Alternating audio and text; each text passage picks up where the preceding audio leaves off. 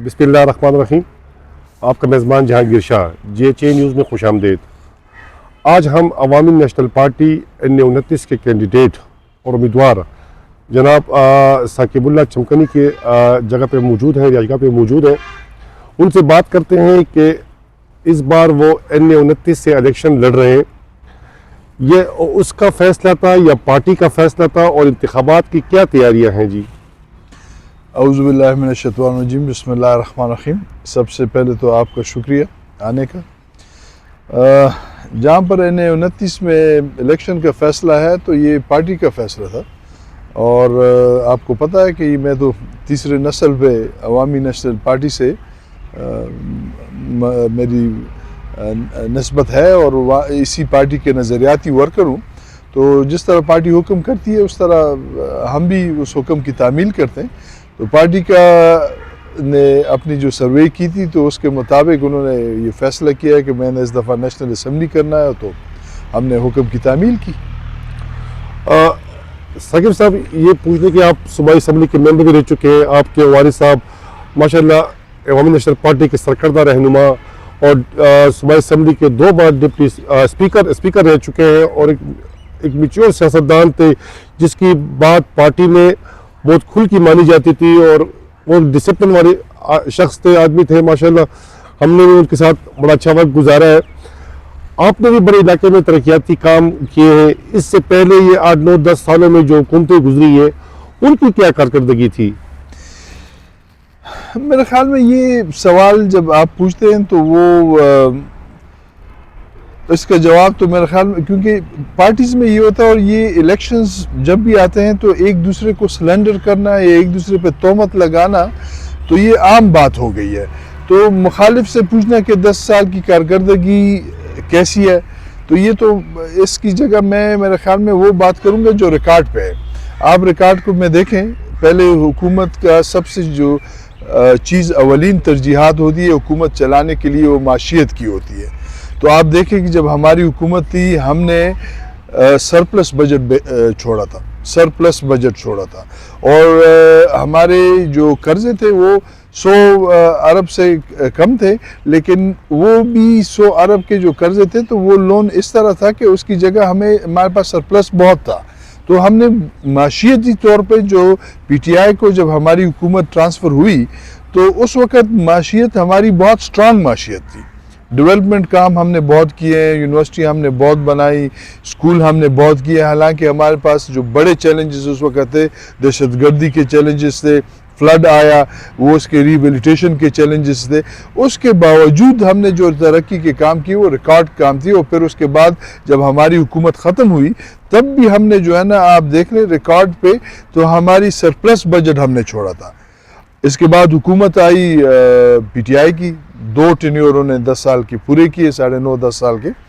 अभी आप उसमें देख लें, आपके डेफिसिट बजट्स, आपका बजट इस तरह है, आपके 1000 के करीब अरब के करीब आपके कर्जे, माशी हालत इस तरह है कि ना आपके पास तनख्वाह के पैसे हैं, ना आपके पास पेंशन के पैसे हैं, आप बोरो कर रहे हैं, वफाक से बारो कर रहे हैं, मतलब दिवालिया हो चुका है। इसके अलावा आप देखें मेगा प्रोजेक्ट्स में, मेगा प्रोजेक्ट्स जो है ना, आप देखें आपके कौन से इतने 10 साल में हुए।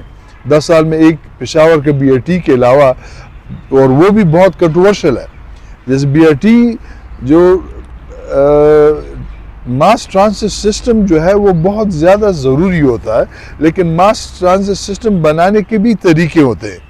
अभी जिस तरीके के मास ट्रांजिट सिस्टम इन्होंने बनाया तो उसने पेशावर के ट्रैफिक के प्रॉब्लम्स ज़्यादा कर दिए, और वो भी इस तरह हुआ। हमारे पास पहले भी, अगर आपको याद हो, तो GTS सिस्टम था जो मास ट्रांजिट की जगह था, लेकिन वो भी दिवालिया हुआ। तो अभी भी आप देखें तो अगर हुकूमत लोन लेके पैसे इनको ना दे तो ये भी आपका ऑलरेडी दिवालिया हो गया है। इसके अलावा इनके पास क्या है, सुनामी ट्री की इन्होंने बात की, बिलियन सुनामी ट्री की आप बताएं, उसकी भी आप कैलकुलेशंस करें। तो जिस कैलकुलेशन से ये कह रहे हैं कि हमने ट्री वो किए, तो आप उसको अगर तकसीम करें रकबे पे, तो दूसरे इंच पे इन्होंने 2 इंच बाद इनका एक दरख्त आता है, तो वो कहाँ गया।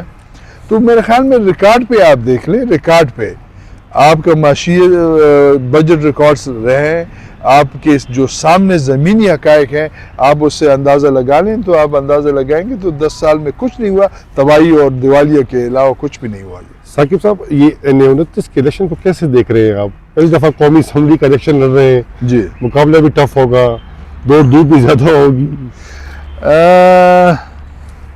مقابلے کوئی بھی آسان نہیں ہوتے، سارے ٹف ہوتے ہیں۔ ایڈوانٹیج میرا یہ ہے کہ میرے ساتھ یہ ایک ہوتا رہا ہے کہ 3 الیکشنز میں نے کیے اور تینوں الیکشنز میں جو ہے نا میرے پاس حلقہ بدل گیا تھا، ہر 3 الیکشن میں حلقہ اس بار بھی ویسے ہوا، ہاں اس دفعہ بھی ایسے ہی ہوا۔ لیکن جو ایڈوانٹیج اس میں یہ ہوا کہ وہ حلقوں میں رہ چکا ہوں، اور جو کچھ حلقہ میرے والد صاحب کے ساتھ تھا، PK7 اس وقت فرنٹیئر 7 اس کو کہتے تھے، اس وقت ہمارا حلقہ تھا، وہ بھی تھا، تو وہ سارے حلقے ملا کے جو ہے نا ابھی تک 70-80% تو وہ NA ہو گیا، تو یہ ایک ایڈوانٹیج ہو گئی ہے اور اسے آسانی بھی پیدا ہوگی۔ دوسری بات یہ ہے کہ ماشاءاللہ میرے ساتھ جو میرا ٹیم ہے اس میں خوشدل خان صاحب ہیں، کافی مضبوط ہیں، PK76 سے ارباب عثمان صاحب ہیں، ان کے والد صاحب آپ کو پتہ ہے ارباب عریف جان صاحب اس علاقے سے کافی دفعہ ہوئے، ہمارے بڑے تھے، وہ PK75 سے ہیں۔ اس طرح ارباب العیار صاحب ہیں ہمارے، جو ارباب انعام خان کے وہ تھے بھتیجے، اور ہدایت اللہ جی صاحب کے جو ڈاکٹر نوید ہے، تو مجھے ٹیم بھی اچھی مل گئی ہے، تو اس کی وجہ سے جب آپ کی ٹیم اچھی ہو وہ ہے۔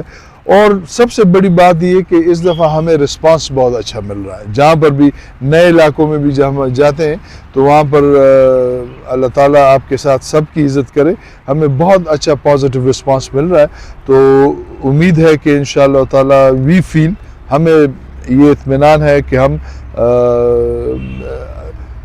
ہمارا ہاتھ اوپر ہے، نیچے نہیں ہے انشاءاللہ تعالیٰ۔ اچھا، آخر میں ایک دو چھوٹا سوال پوچھوں گا، آپ کا بھی مصروف ٹائم ہے، کمپین کو نکلنے کا ٹائم ہے، ایک تو اپنے ووٹرز کو 29 پہ ووٹرز کو ایک میسج دے دیں کہ کیسے، مطلب کس کو ووٹ ڈالنا چاہیے، کیا ان کا وہ سوچ ہونی چاہیے، اس حوالے سے ذرا بتائیں ذرا۔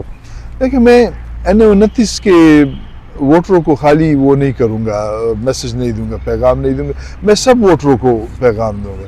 مسئلہ یہ کہ آپ پاکستان کی ابھی جو حیثیت ہے یا حالات ہیں، آپ اس کو دیکھیں، پاکستان کی کوئی حیثیت نہیں رہی اور نہ اس کے حالات ٹھیک ہیں۔ جس ادارے کو دیکھیں، جس کام کو دیکھیں، جس شعبے کو دیکھیں، سب میں مسئلے ہیں اور بہت زیادہ مسئلے ہیں۔ پاکستان کے ووٹروں کو اور ہمارے ووٹروں کو ابھی یہ فیصلہ کرنا پڑے گا کہ وہ کس سمت جانا چاہتے ہیں۔ اسی طرح رہنا چاہتے ہیں جس طرح ابھی ہے تو بس ٹھیک ہے، جس طرح پہلے ووٹنگ کرتے رہے ہیں اس طرح کریں، مطلب رہو اسی طرح۔ ہاں، لیکن اگر انہوں نے اپنا مستقبل کو روشن کرنا ہے تو انہوں نے سوچ کے ووٹ دینا ہے، سوچ کے ووٹ دینا ہے۔ اور سوچ کے ووٹ کس طرح دینا ہے؟ آپ نے دیکھنی ہے کہ آپ کے پاس جو پارٹیز ہیں پہلی، ان کی اہلیت کیا ہے، ان کی کارکردگی کیا ہے۔ دیکھیں، ابھی بدقسمتی سے ہر ایک پارٹی میں اچھے اور برے لوگ ہیں، لیکن پارٹی کی کارکردگی دینے چاہیے کہ انہوں نے کیا کیا ہے۔ جب یہ اقتدار میں تھے، ہمارا یہ صوبہ تو تجربہ گار رہا ہے، اس میں تو ایسی پارٹی پاکستان میں نہیں ہے جس نے یہاں پر حکومت نہیں کی ہو، سب نے کی ہے۔ ابھی اس میں دیکھیں کس نے کام کیا ہے، یونیورسٹیوں میں کس نے کیا ہے، ہاسپٹلز میں کیا کیا ہے، دہشت گردی کے خلاف کیا ہوا ہے، سب کچھ دیکھ لے اور جذباتی فیصلے نہ کریں۔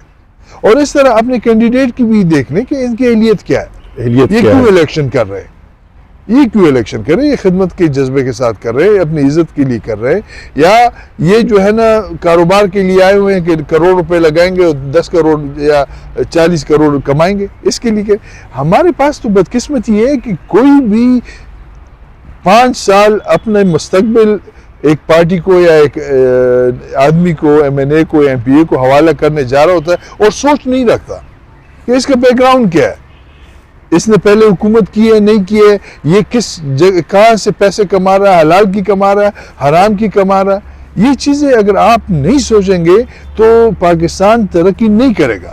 اور یہ بات بھی میں آپ کو بہت ہی میں اپنے جلسوں جلوسوں میں بھی کہتا ہوں، آپ کو بھی یہ کہنا چاہتا ہوں کہ یہ بھی یاد رکھیں کہ اگلے 5 سال میں جو تباہی ہوئی ہے ابھی، اگلے 5 سال میں ان سب کا مداوع نہیں ہونے والا، کوئی بھی نہیں کر سکتا. اگر کوئی بولے گا کہ میں سب کچھ ٹھیک کروں گا تو جھوٹ بولے گا. لیکن ایک صحیح سمت پہ تو روانہ ہونا چاہیے. کوشش تو کی جائے گی. ایک سمت پہ تو روانہ ہو جائے کہ تاکہ اگر 5 سال نہ ہو تو 10 سال بعد ہی ہمارے حالات ٹھیک ہو جائے، 15 سال بعد ہی حالات ٹھیک ہو جائے. تو میرا جو میسج ہے سب کو کہ یہ ووٹ جو ہے یہ آپ کے مستقبل کے لیے ہوتا ہے، آپ کے حال کے لیے نہیں ہوتا. تو مہربانی کریں کہ یہ امانت کسی کو دینا ہے، کسی پارٹی کو دینا ہے تو اس کی کارکردگی کاغذ پہ دیکھیں. نفرت اور محبت کی باتیں نہ کریں، پیری مریدی کی باتیں مت کریں. دیکھیں کہ انہوں نے کیا کیا اور پھر اس کے بعد فیصلہ کریں. اور امید ہے انشاءاللہ کہ جب یہ ہوگا تو ان کو عوامی نیشنل پارٹی ہی موضوع پارٹی بھی لگے گی اور عوامی نیشنل پارٹی کے امیدوار بھی موضوع امیدوار لگیں گے. بہت بہت شکریہ ثاقب خان چمکری صاحب. اور ایک نوجوان قیادت ہیں یہ، اور اپنے علاقے میں جب یہ ایم پی اے رہ چکے ہیں تو ریکارڈ ترقیاتی کام کر چکے ہیں. ہم امید رکھتے ہیں کہ انشاءاللہ اسی طرح وہ کام کرتے رہیں گے. بہت بہت شکریہ جی. اللہ حافظ.